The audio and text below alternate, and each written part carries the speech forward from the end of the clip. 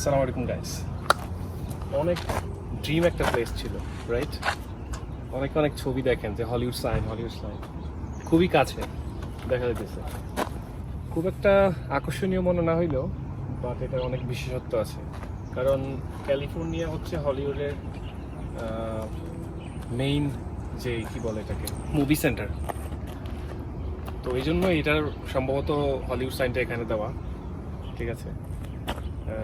Film ইন্ডাস্ট্রির সবচাইতে সমৃদ্ধ জায়গা সম্ভবত হলিউড, ঠিক আছে। এই জন্যই সাইনটা এখানে ক্যালিফোর্নিয়াতে।